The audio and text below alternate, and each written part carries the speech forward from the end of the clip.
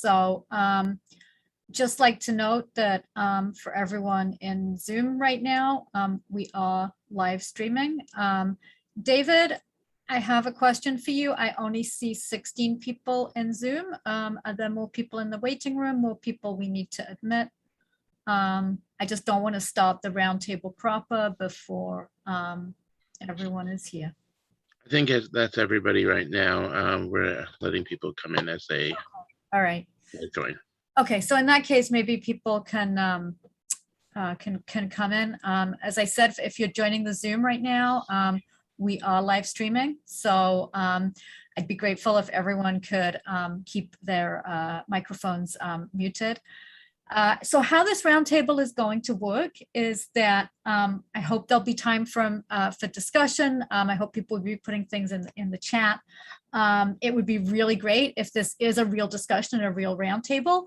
It is going to be structured, meaning that we will have 4 mini presentations to sort of structure the discussion a little bit. So those are for people participating on Zoom. If you're registered for Zoom, if you're in Zoom, you can type comments in the chat. You can also, it looks like we have a reasonably manageable group here. So hopefully we can actually unmute people and have people engaging in sort of a free-form discussion. Our topic is research outside the academy. And research outside the academy in ancient studies in its broadest, most global sense.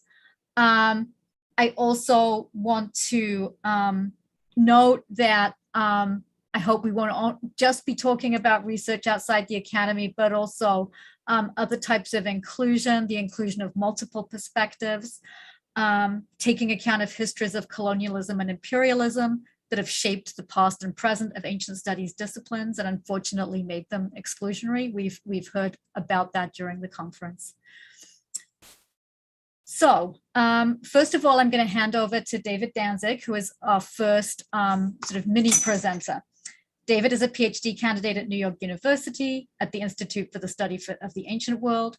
He's studying ancient Near Eastern history, and in particular, the changing identities of immigrants in the 6th to 5th century BCE Babylonia.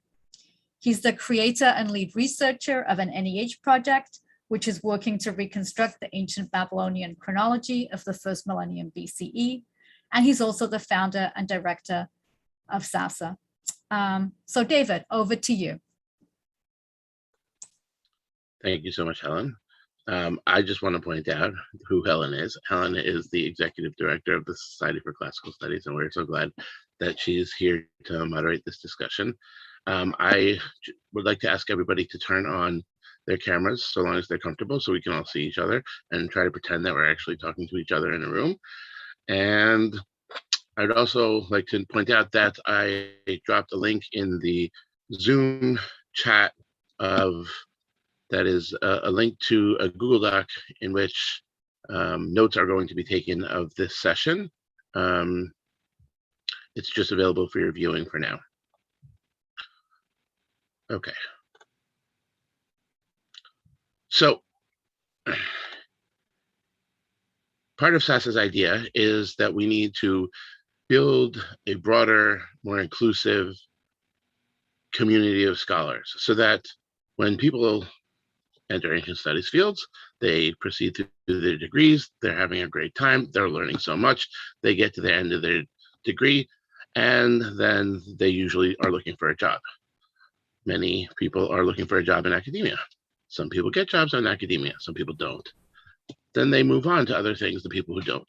Oftentimes that means a significant break in their lives between their student life beforehand and their future life in an occupation of their choice from that point on. I believe that that should not be how things should be going forward. This needs to change into a paradigm in which you can, once you acquire the tools of being an ancient studies scholar, you can participate actively in an inclusive scholarly community, no matter who you are, no matter where you are, no matter what you do. So SASA's first attempt at trying to bring people together who are already in this position and who want to be active scholars in it and participate in community is this very conference. Other projects that we're working towards developing to do this as well are under the guise of the Coalition of Ancient Studies Organizations, which is a fledgling group. I'm going to drop the chat to the new webpage drop the link into the chat there. And as of now, it consists of SASA and the Society for Classical Studies and the Society of Biblical Literature. We are actively courting other academic professional societies to join us as well, with the goal being to bring all of their memberships together in order to support ancient studies, outreach, and advocacy. One of the two first projects, if you'll go look at that page, you'll see is that we're embarking on under the guise of CASO, Coalition of Ancient Studies Organizations, is going to be the Teacher-Professor Exchange Program. The idea of this program is to make individual matches between college professors and teachers at any level who teach the ancient world in some way, and so that they can meet regularly in some periodicity and work on their teaching, work together on their teaching. The idea is that this will help create more continuity in the pipeline and development of Asian studies students. It will connect K through 12 teachers, community college professors, and four-year college professors so they have more dialogue with one another. And it will help educators at all levels understand how to better engage students. This is just a promo if you're interested in getting involved with this, in participating in an exchange and being matched.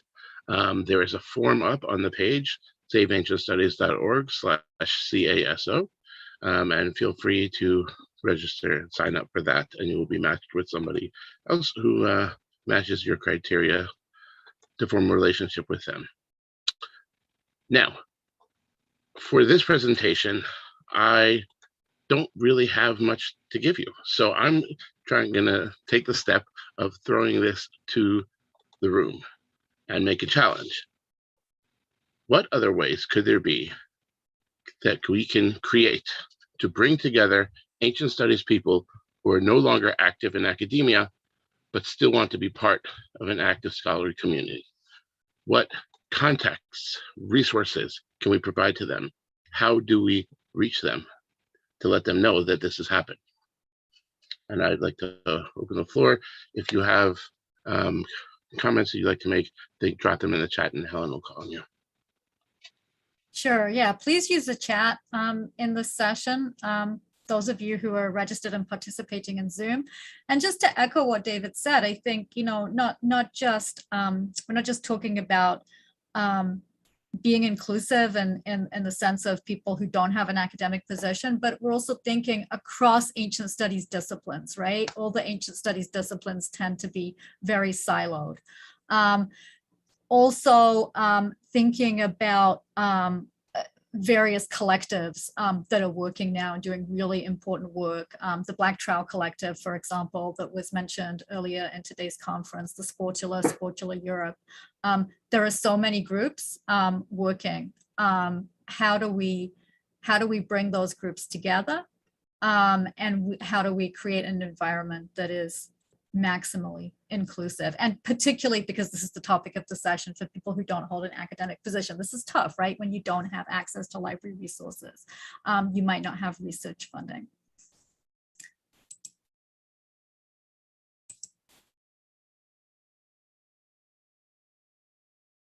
Okay, so I have a comment. Okay, Heather. Hi, everyone. My name is Heather Rosemarin, and I'm zooming in from California. First of all, I want to express my appreciation to all the organizations that are hosting this conversation. It's just fantastic. Just a little bit of background for context. I have an undergraduate degree in classics and a law degree. So I don't have an advanced degree in classics. However, I have retained my love for classics and ancient history, and I think it's only deepened and broadened as my legal career has progressed. And I'd love to circle back and be part of this community you're talking about. So my suggestions based on my research into different pathways of contributing as an independent researcher are to look at potential collaboration with the Institute for Historical Study and the National Coalition of Independent Scholars. I don't belong to these organizations, I'm just aware of them, but they are set up precisely to provide, or at least according to their literature, they're set up to provide a platform for independent scholars and researchers. So that might be a good place to start to inquire whether they might have an interest in co-hosting a platform for independent scholars that are interested in these topic areas, our topic areas. Okay, so that's suggestion number one. That's and I can drop those websites into the chat. Number two is I think we should recognize that there are already a lot of ways to contribute, such as submitting an article to World History Encyclopedia or volunteering on a dig through the AIA. I mean, these are all things that I've explored or done. But maybe we need to make those opportunities more clear and accessible. Maybe there needs to be a resource page. Like if you're an independent scholar and you want to get published or you want to go on a dig, here are funding opportunities. Here's the ways you can do that, even if you don't have an academic affiliation. So I'm going to stop there. I might raise my hand again later, but I see lots of people are jumping in, and so I want to cede the floor. Thank you so much. Thank you, Heather. Yeah, lots of great comments in the chat now. A great comment here from a middle school teacher, Devo. As a middle school teacher, I think it would be beneficial to have guest speakers address my students. Devo, do you want to speak more to this? You don't have to, but if you want to unmute yourself and say a little bit more about what you think your students would find useful in terms of ancient studies content. Yeah, hi. I am a 6th, 7th, and 8th grade teacher in Washington, and I don't have any kind of background really in ancient history or anything like that.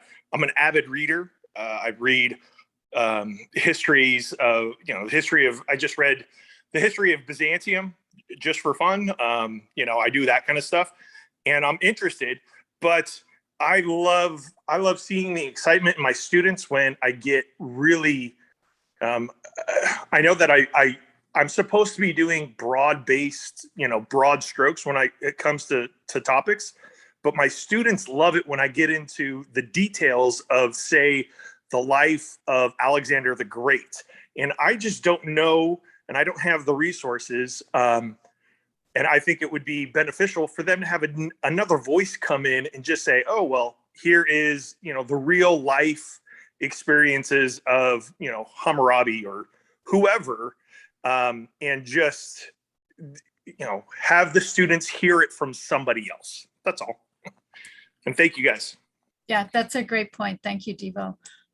Okay, lots of other great comments in the chat. I'm just gonna, if anyone who put a comment in the chat wants to raise their hand and sort of expand a little bit on that. We've had comments about social media, about various different types of media to reach a larger audience, about interdisciplinary studies and how an interdisciplinary approach can sort of be difficult and sort of a barrier to some people.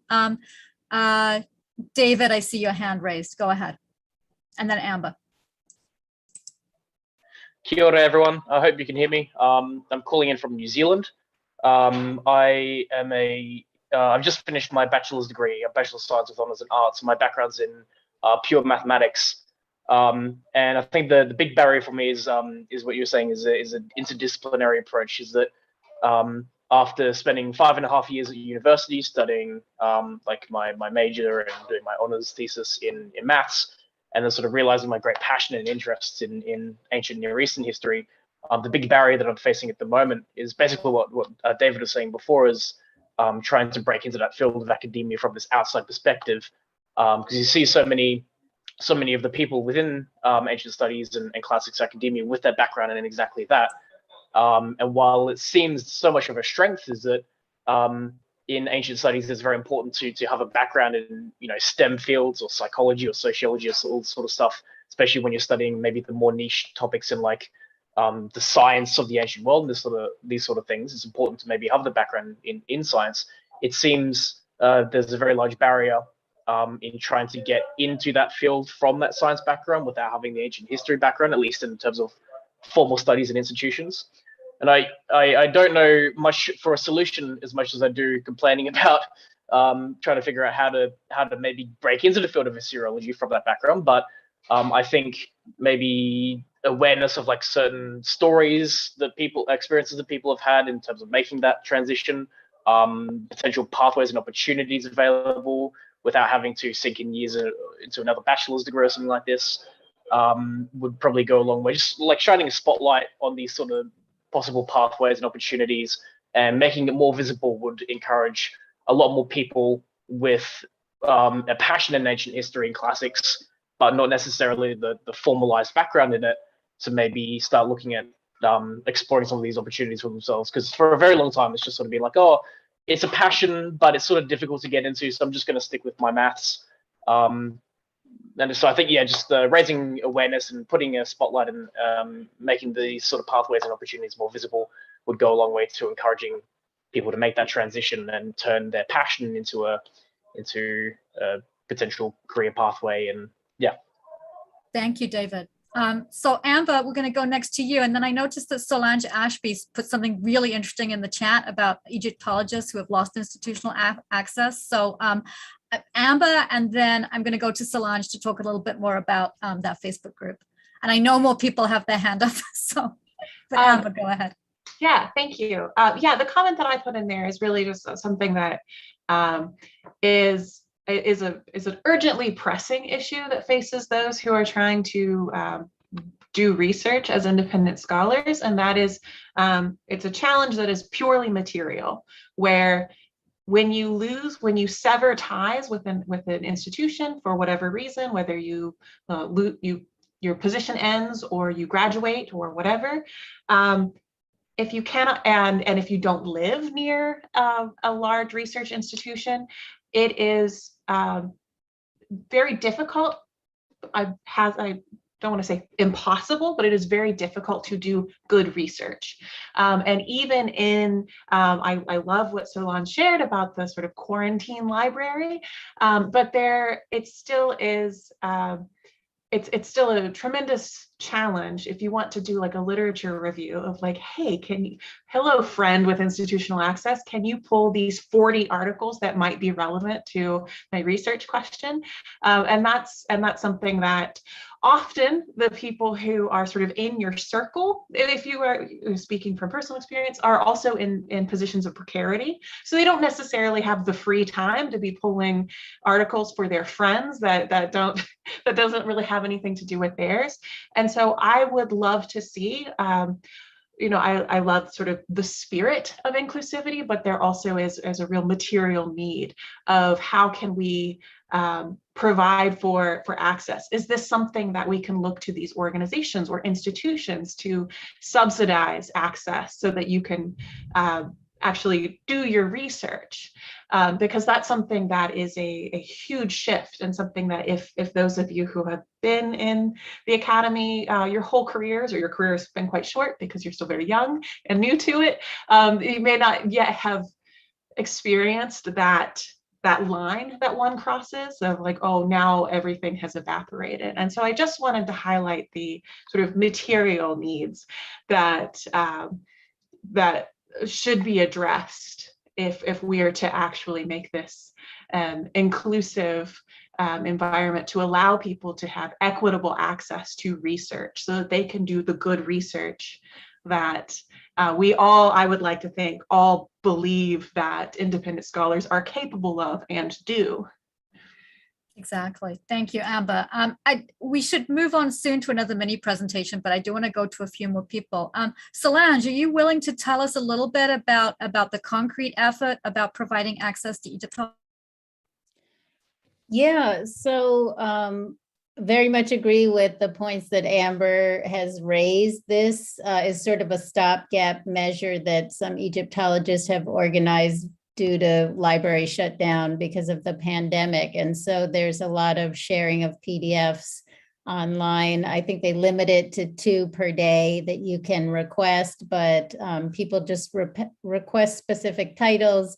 And if somebody else happens to have a scanned PDF of it, then it is shared. And there's generally a pile on once somebody admits to having a particular PDF. And it's a stopgap measure. It's in response to the pandemic. We very much need to take down these barriers to folks being able to do serious academic research. Thanks, Solange. All right, maybe just a couple more people and then we'll move on to the next mini presentation. Michael Rodriguez, you put in the chat that you had a comment. Do you want to unmute yourself and contribute? Yes. Share my microphone. Can everybody hear me? Yes. Okay, good deal. I heard I saw your head nod. So just in brainstorming, and then not only that, but I just to let you know where I'm at, I'm here in Fort Worth, Texas. I, like David, just graduated. I'm an adult learner, went back to school because I'm interested in history and somewhat ancient studies, but more history here at the local level. Now, I can tell you this, from the local level here, there is a tie to everything that came from the ancient studies. And that's one of the correlations I wanted to bring up. How do we, because I noticed what this virtual conference was about is basically how do we get the collaboration between the academia and for lack of a better explanation, the layperson or the common person, you know? So with that being said, one of the things I was just, that came to mind while y'all were talking, especially when I popped in, I heard the first speaker and they were already bringing up the Bible, is starting at the local church, because where a lot of groups and things of that nature are always geared towards the individual spiritual growth of the person. There are a lot of people that I've found that are so interested in ancient studies, and they're so interested in getting into that in-depth study, they don't know where to begin, other than, you know, yes, you go and you go to a university like I did. I went and I just recently got my undergraduate degree in history, and now have started commenced my graduate studies. And so with that being said, just starting that process at the local level and taking people. And I understand right now, I heard somebody earlier, I don't remember who it was, but somebody was saying about sponsoring a dig, but that would be the way to get people involved, is to start there. And then also too, with everything being online, we know that it's been a huge disconnect, but at the same time, being able to bring things close to where they need to be and showing how everything at where you're at, whether it's here in Texas or what have you, or here in the States, and how that correlates to the ancient studies, basically bringing up that the old texts, bringing that old text into a more, I guess you could say, kinesthetic or tactile method of teaching. That's it. I'm done. Sure. Thank you, Michael. Yeah. And I think in some ways, you know, the pandemic has shown us, right, how beneficial it can be to connect kind of virtually, and using video, using sound is really, has been really great. One more comment, and then I think we'll have to go to our next mini presenter. And I just want to acknowledge all the great comments in the chat that we're not gonna get to. TL Ramirez made a comment earlier about promoting ancient studies, about the use of media. He's had his hand up for a while. Do you want to speak, TL Ramirez?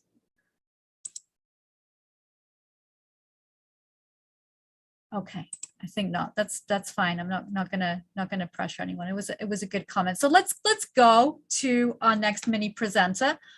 David, can you confirm that George is not here right now? I don't think George Connor is here. If you are, Okay. please speak up. All right. So in that case, let's go to Andrew. Our next mini presenter is Andrew Henry.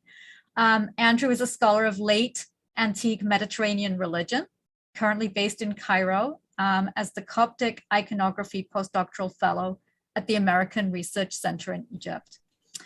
Earning his PhD from Boston University, Andrew's research focuses on early Christian demonology and magical practice. He's also the creator of the educational religious studies YouTube channel, Religion for Breakfast. So Andrew, go ahead.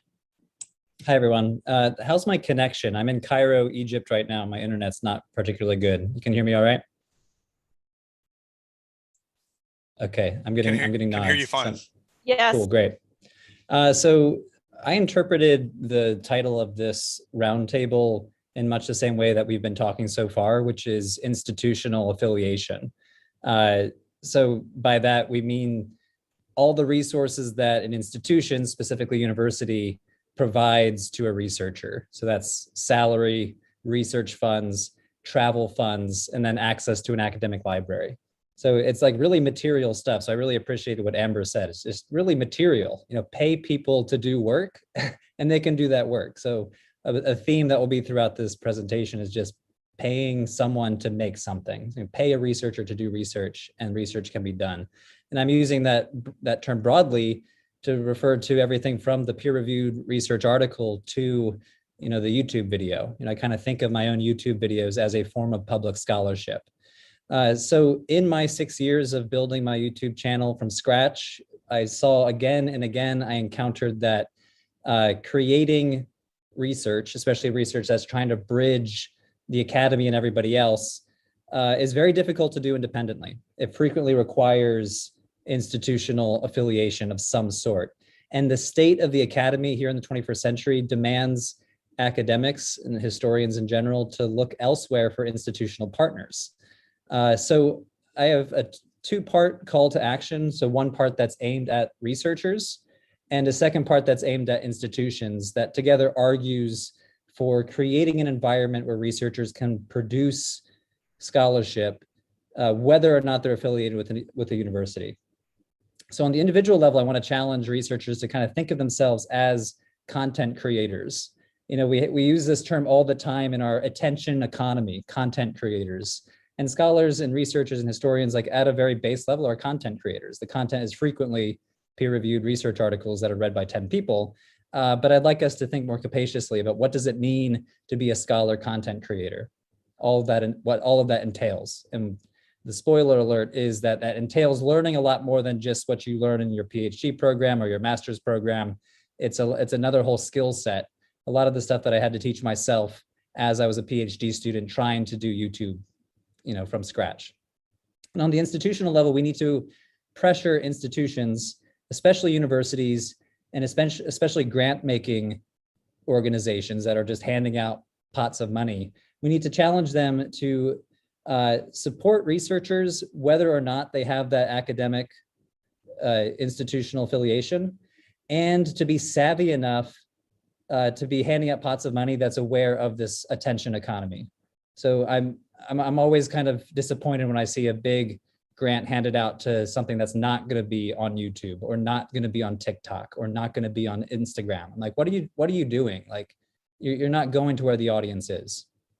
So just real briefly, I know there's a lot of academics in the audience, but there's a lot of people that are not academics. For those of you that are academics, you know the state of the field. The academy is a mess. Ironically, the academy is increasingly a precarious place for academics. You might have an idea that professors have a financially stable job and that they make a decent living, but this is only true for a very specific type of professor, one that has tenure. You can make a decent living if you're a tenured track professor, but the majority of professors, and I mean that literally and empirically, the majority of professors are untenured, most of them being what's called adjunct professors. You're basically hired on a class-by-class basis, usually for between $1,000 to $3,000 a class. So a lot of professors, if you're lucky enough to piece together like 3 or 4 classes a semester, are making $15,000 a year without health insurance. Many are on food stamps. So for those of you that are just recently out of your bachelor's program, like go back and look at your syllabi and see if your professors were adjuncts. You'd be shocked at like how they were just barely scraping by. And then moreover, an increasing amount of academics are not working in the academy. They're not employed by academic institutions. Tenure track jobs are insanely competitive. 200 or 300 people will apply for one job. And they might be the most qualified applicant in the world with published books and peer-reviewed articles, but you're competing against 199 other really qualified people. Like it just becomes a lottery at some point. So that's the environment we're living in. We're living in an environment where most professional historians, by necessity, are conducting their research outside of the academy or loosely affiliated or as a part-time faculty. So we need to foster an environment where research can thrive in these precarious positions. I can only speak from my experience as a YouTuber. I'm also somewhat of a precarious academic, having a 2-year postdoc here. Who knows what's going to happen after those 2 years? But what has helped me throughout my years building Religion for Breakfast is to think like a content creator and to think like an entrepreneur. And by building bridges with other industries. Like I went out of my way not to build bridges with universities. I was trying to build bridges with nonprofits, with media companies. I worked for a stint for The Atlantic while I was in my PhD program. So I was trying to build bridges early on because I saw more value in these media companies than some academic institutions that seemed to be more focused on, peer-reviewed research and tenure track professors. So running a YouTube channel, I had to teach myself copyright law. I had to teach myself how to light studio lights and studio microphones. I had to learn about Google AdSense, how to negotiate sponsorship contracts, how to foster multiple streams of income. So basically try to run a business. So basically it was a whole bunch of other skill sets that I was not necessarily learning from my PhD program. So I'm going to share my screen real briefly here. I was not the first one to pioneer this. I mean, academics have been doing YouTube for like over a decade now. You have very famously Dr. Derek Muller. He got his PhD in physics education from the University of Sydney. He's the creator of one of the largest science literacy YouTube channels in the world, almost 10 million subscribers you can see here on screen. He's basically the new generation's Bill Nye the Science Guy. But you don't need to be like a superstar YouTuber to be an academic trying to bridge this gap. So you can make partnerships with existing YouTube channels. Dr. Matthew O'Dowd is a physicist who's partnered with PBS's astrophysics YouTube channel called PBS Space Time. You'll notice that the science literacy folks really have several light year head start on the humanities. So I'd love to see some humanities channels that have 10 million subscribers. But the science literacy folk, they also have big pots of money. But we're focusing on giant YouTubers. In my own field of religious studies, there's an exciting new generation of religious studies academic YouTubers. So Angela Puka is a scholar of Western esotericism and witchcraft. She runs her YouTube channel called Angela's Symposium, almost 24,000 subscribers, really good academic research on witchcraft, demonology, paganism. One of the writers for Religion for Breakfast, Caitlin Ugaritz. She's a graduate student in Shinto, Japanese religion. She started her own YouTube channel, Eat, Pray, Anime, where she talks about Shinto studies and how it intersects with video games and anime.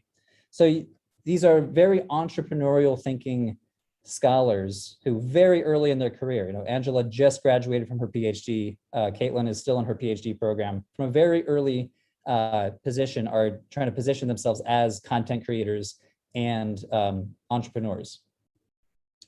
So I did say, I want this, the roundtable is supposed to have some concrete examples of how to make this happen. So one concrete example is to emulate a project that's been a runaway success for religious studies scholars, and that's called Sacred Rites. This is a grant-funded initiative housed at Northeastern University, and it's basically a training program that pays religious studies scholars, regardless of institutional affiliation, so it's very friendly towards independent scholars, to attend a summer workshop to learn how to write op-eds, how to write for podcasts, how to write for YouTube channels, how to have on-screen presence when you're being interviewed. They bring in media trainers from the media industry to teach the cohort.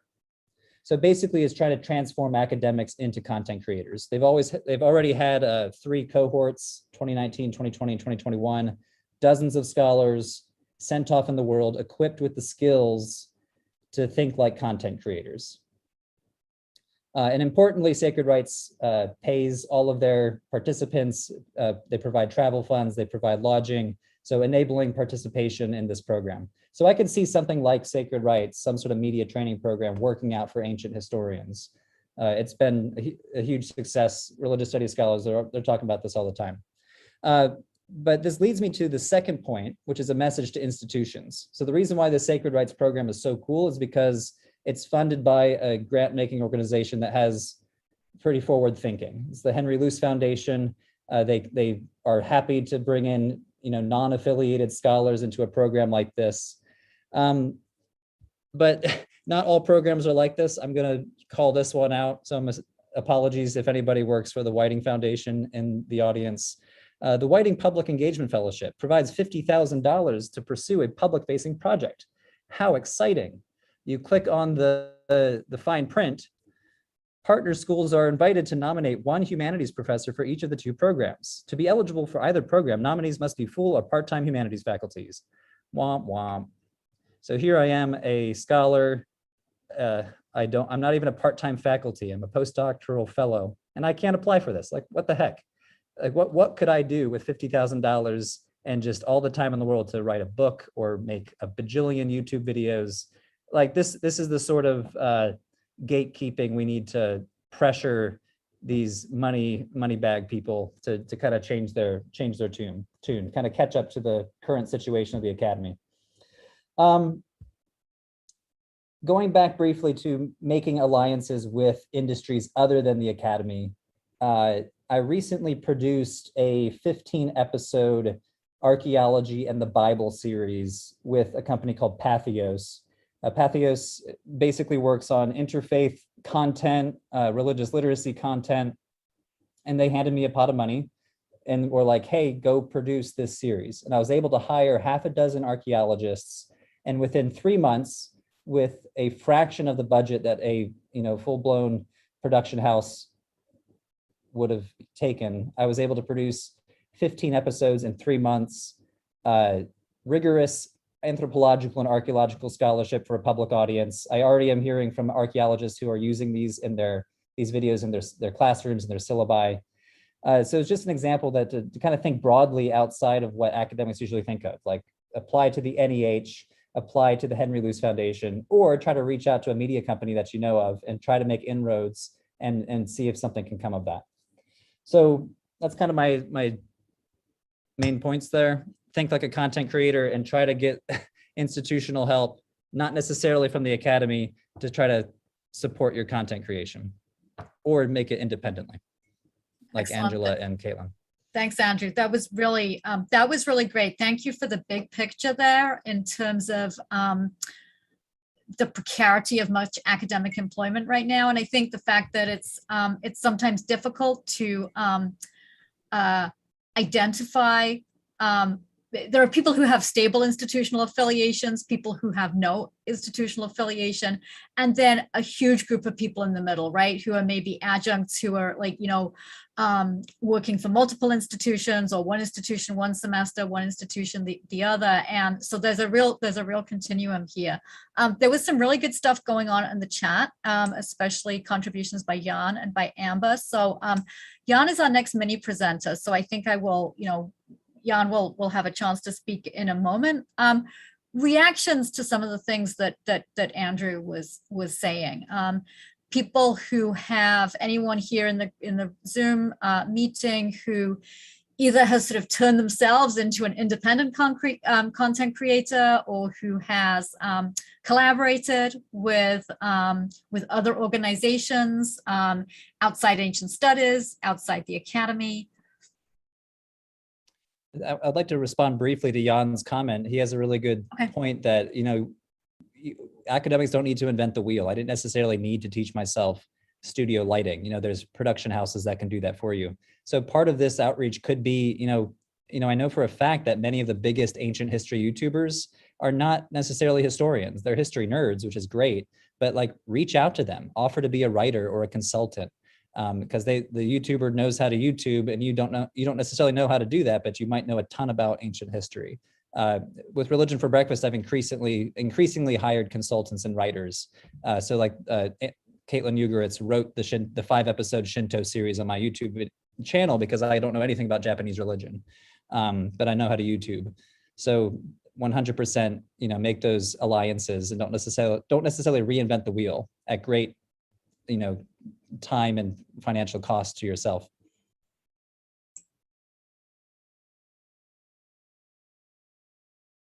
Okay, anyone else here who's been doing YouTube, who's perhaps done a podcast, good experiences, bad experiences, advice you can pass on to other people who are looking to do this in ancient studies? As a podcaster, I can hand it over to my co-host who's also here. I can share just a small insight that there are very specific audiences. And so you can have an audience who is interested in serious, dry content, and you can have an audience who is interested in sort of engaging, fun content. And I'm not saying that serious and fun are mutually exclusive, but it is something that you have to figure out an angle, because you can't please everyone. And so you can feel very confident in the amount of research you've done, the amount of review you've done, and you've done a service to the work that you're putting together. But you could get feedback that is sort of speaking to, and I alluded to this in a response to a question after our presentation, that there are some listeners who do not wish to be our listeners because we are going for fun, not for a lecture. And so that's something that I had shared in the chat also, is that it's a very different skill set of writing, doing and doing that communication. And it's something that you're not taught in the classroom. You're not necessarily taught over the course of a relationship with your advisor. And it's something that needs to be developed through workshops, through just sort of figuring out your own voice, because that your academic voice and your outreach voice are not necessarily the same, and that's totally fine. One is not superior to the other. It's a different tone for a different audience. And I want to reiterate my comment for those not looking at the chat, that this is something that more advisors, employers, departments need to value. That if you are taking time to work on that, to perhaps take that workshop, perhaps set aside some time to work on public-facing writing, that needs to be something that those who are in positions of authority over you need to recognize and value and encourage. Right. Thanks, Anne. But yeah, so that's obviously a huge issue about what people are getting credit for, right? What is valued in terms of work and in terms of research, and to go back to that in terms of funding as well. So thank you, Andrew, for mentioning the point about funders. I think that's really important. Sorry, can I just jump in? Sure, go on, Megan. So Andrew has been doing the YouTube thing for several years, more than I have, and has made some fantastic points. I just want to add that what people are interested in. We started Digital Hammurabi because we can't, for various reasons, pursue traditional academic careers.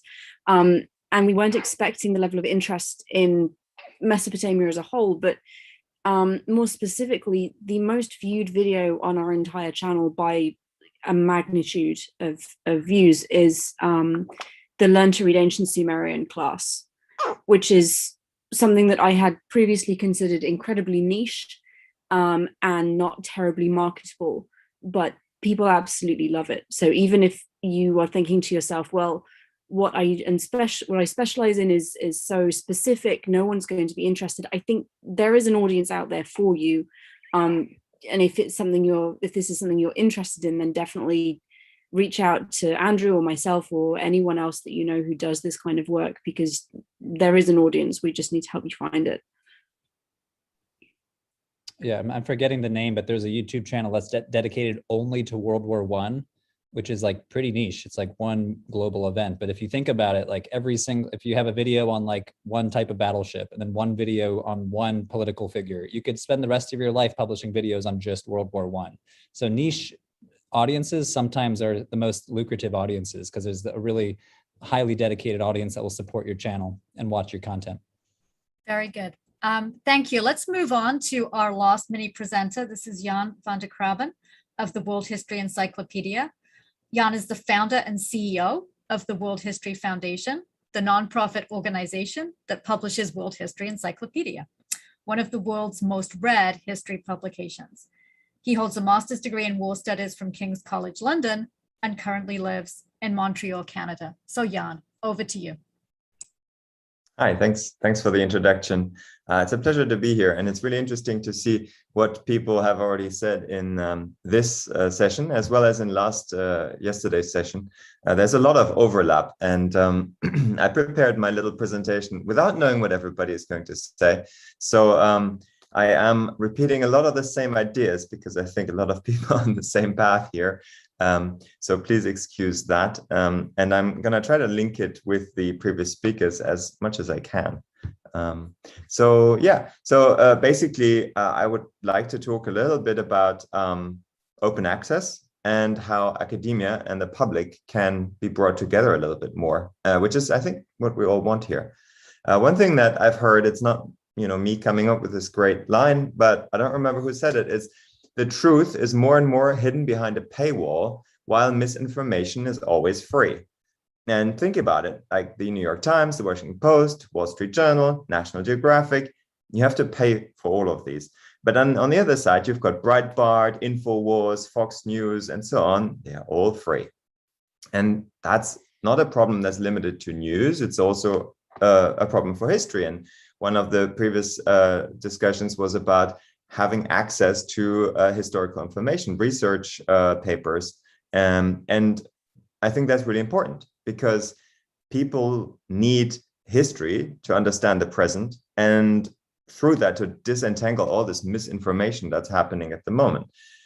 And it's much harder for politicians to influence people with propaganda and lies when people understand how we got where we are today. Because a lot of these lies are somehow based on history. And then, in the historical realm, as we know, a lot of amazing information is locked away in academic journals, expensive books, and specialist magazines, all of which you have to pay for. Open access publishing is a great initiative that has really taken off in the last 20 years or so. But I think that it's still a broken system. And there are two sides of looking at this. The one is money and the other one is accessibility. And both are really problematic, I believe. First of all, many open access journals actually require the contributors to pay while the readers get it for free. How's that open access? It's just turning the publishing model around, right? It's not open at all. And secondly, most journals are not accessible. And by that, I mean that they're not behind a paywall, sure, but the actual content and the presentation of that content is done in such a way that a layperson would often not be able to understand the academic article, or they would find it too tedious to read in the first place. And that kind of ties into some of the comments I've seen in the chat earlier about how it needs to be entertaining, right? And there are many websites and unfortunately YouTube channels that offer these exciting stories about ancient aliens, national heroes, and all sorts of other problematic views of history that are just so much more fun to read than the real academic stuff. But at the same time, academic historians are the keepers of our collective truths, and they hold the keys to our cultural and national identities.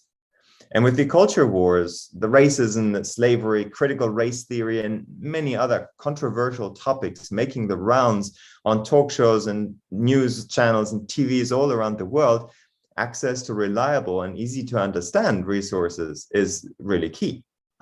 So we will need to reach a wider audience, and that also helps the researcher. In many countries around the world, and this ties into that question of what is valued, universities are actually required to prove that they have a positive impact on the general public. Like the UK's university funding is in part tied to the university proving how much public impact it has, right? And lastly, I think we all here can agree with the mission of the Safe Ancient Studies Alliance that we want to get more people interested in ancient studies. And if all that amazing research is not presented to the general public, to lay people and to students in high schools, then we're unlikely to get more young people interested in ancient studies. So I'm not saying that, an academic should not publish in academic journals. Of course you should, that's what you have to do. But I'm saying there should be a second step. You should also publish for the general public. And there are many ways to do this. Many of them have been mentioned here already. You can create your YouTube channel. You can create a podcast. You can work with YouTube channels, or you can also write for general interest magazines like the Ancient History magazine. That is, a print magazine. There are many history magazines that are for lay people, and they are always looking for content. Well, and of course, I need to shamefully self-promote here. You can also write for World History Encyclopedia, and we reach over 30 million readers per year. So that is one way to have public impact as well. So there we are. I really tried to keep this to 3 minutes so that we have some time for discussion. Thank you very much for listening, and I'd love to hear what everybody else's thoughts are.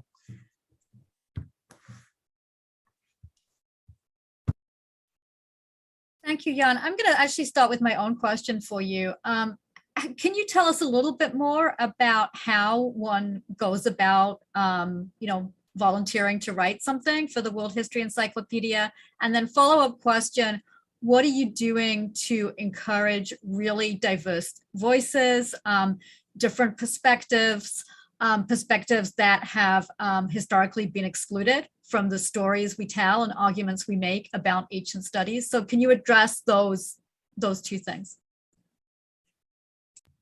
Sure thing. Yeah, I don't want to make this into an ad for World History Encyclopedia, but you asked for it. So basically, how do you submit? Generally, we accept submissions on our website, very much like, say, Wikipedia would, with a large important difference that our editorial team will review everything before it's published, not only for whether it's accurate, but almost more importantly for whether it's well written and good to read. And the editorial team works with the authors to make sure that it is suitable for a general audience and helps them. That's one of the comments I made earlier when I said, there are publications that are specialized in doing exactly that, in reaching a wide audience. And we are by far not the only one who do that, right? But these publications will take your work, that you may have written in a slightly overly academic style and help you make it ready for general public reading and make it interesting. So that's the answer to the first question, I think. And the other question was, how do we get diverse voices into World History Encyclopedia? So there are a few things that I can say. We are not actively looking and recruiting people. We are a very small team. We don't have the capacity to do that, but our team is literally all over the world. So we have people from Iraq who have contributed to our encyclopedia, from Pakistan, from India. And, because we are not affiliated with any particular institution, we don't really have that preference over people who are from academia or not from academia. We love the academic rigor that we get from people who are, at a university somewhere and who follow those standards. And at the same time, what we have to do often is we have to tone them down a little bit to make it more, open to the rest of the world. And then on the other hand, we might have people who, are independent researchers who are not tied to academia, and they often write much better than academics, but we'll have to help them bring the level up a little bit, So we are really open to submissions from everybody, and we have received submissions from literally all over the world. And then the second thing that we are doing at the moment, and this is kind of the big thing for the last 2 years for us, is translation. So we now not only work in English, but also in Spanish, French, German, Arabic, Russian, Chinese, Korean, pretty much every language in the world. And so that is also one way in which people who love history, who might speak another language, can actually work and engage with ancient studies by translating simply, So those are my thoughts. I hope I've answered that question, but if there are more that was great. questions- It was interesting to know. I didn't realize you had contributors all over the world. That's fantastic. That's really great.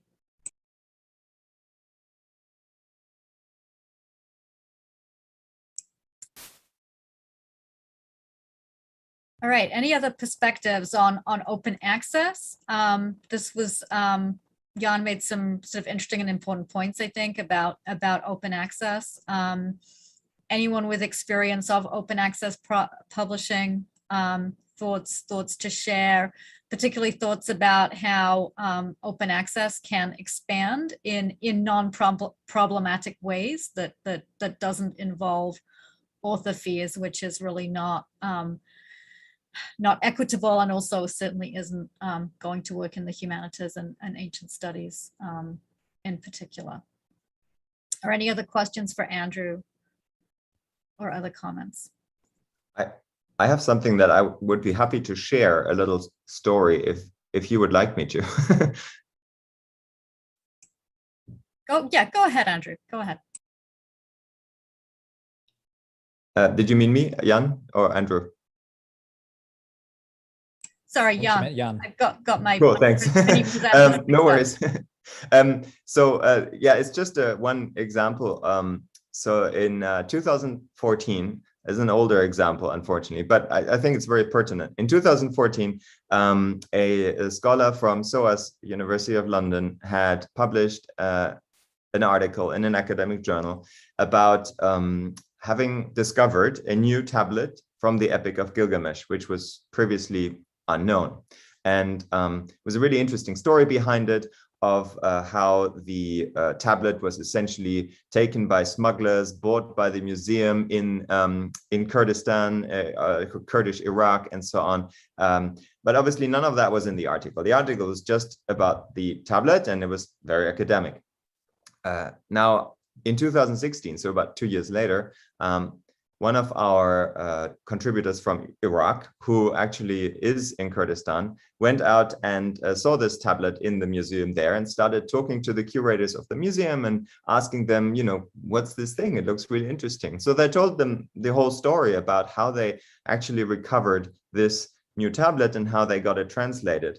And then he wrote an article about that. He wrote with us about the story, the human story behind it, but at the same time explaining why this is actually a really important discovery. That kind of went viral. So in the first 2 years after publication, the academic article had been downloaded 700 times. And then 2 months after we had written about it, it had been downloaded 6,000 more times. So it's just to show how, this is a major discovery, right? But nobody knew about it. And if the public is informed, you can actually reach people, and you have your research reach people. And it's not like, you've already done the research. You just need to write another 2,000 words about it and keep it simple. And that's it. It's not a huge amount of work. That's my call out to academics and independent researchers to say, you discover something great, write about it, add 2,000 words on it, give it to us or anybody else who's happy to publish it, but get it published for the general public.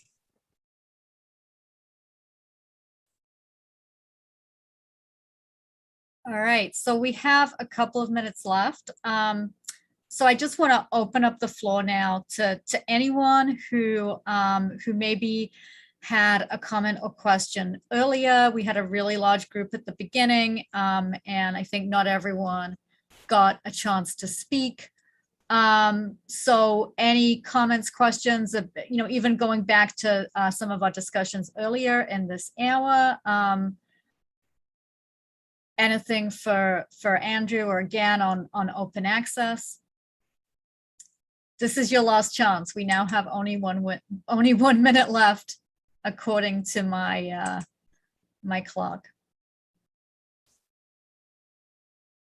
All right, very good. So in that case, let us end early so David and Megan can start the next session.